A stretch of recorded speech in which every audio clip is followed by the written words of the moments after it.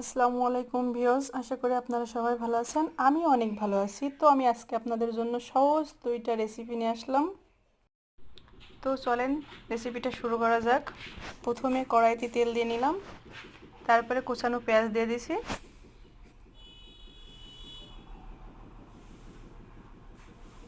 আমি আপনাদের জন্য ছোট তেলাপিয়া মাছের ঝোল রান্না করব। তারপরে কিছু কাঁচা ঝাল কেটে দিলাম। এই রান্নাটা খুবই মজার হয় ছোট মাছের, অনেকে কাটার জন্য খাইতে চায় না। তারপরে আমার একটু কালারের জন্য শুকনো ঝালের গুঁড়া দিলাম অল্প একটু। তারপরে আবার একটু কষাবো, একটু হলুদের গুঁড়া দিছি।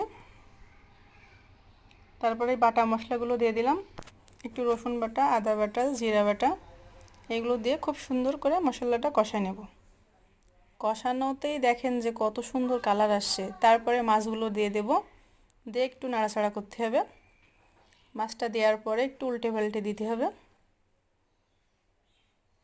মাছটা রান্না করলে এত সুন্দর স্বাদ হয়, আপনি ঘন করে একটু ঝোল রাখতে হবে, সেই স্বাদ হবে। তারপর আমি অল্প একটু পানি দিয়ে দেবো। পানি দিয়ে একটু নাড়াচাড়া করব। দেখেন আমার ছোট মাছের ঝোল কত সুন্দর হয়, আপনারা একবার হলেও বাসায় ট্রাই করবেন।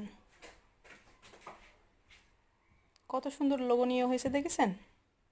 এটা খাইতেও অনেক সুন্দর, আপনারা বাসায় ট্রাই করবেন। তারপরে ফাইনালি চলে আসলাম আমি কিছু বেগুন নিয়ে। বেগুনটা আমি গ্যাসের চুলায় দিলাম পুড়াতে। বেগুনটা একটু পোড়া পোড়া ভাব আসছে। এই বেগুন ভর্তার টেস্ট যে এত স্বাদ, আপনার না খাইলেই ভুল করবেন। বেগুনগুলো যখন এরকম পোড়া পোড়া ভাব হয়ে যাবে, তখন দেখবেন যে বেগুনগুলো গ্যাস বন্ধ করে দিতে হবে।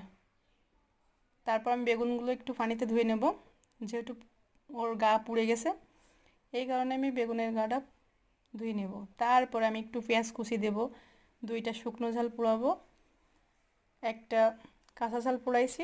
এবার একসাথে সুন্দর করে সেটা মাখিয়ে নেব। পেঁয়াজ ঝাল একসাথে মাখানোর পরে বেগুনটা মাখাবো। তারপরে আমি একটু সরিষার তেল দেব, তারপর একটু লেবু চিপে দেব। ফাইনালি আমার বেগুন ভর্তা হয়ে গেছে। আমার দুইটা রেসিপি খুব সুন্দর হয়েছে।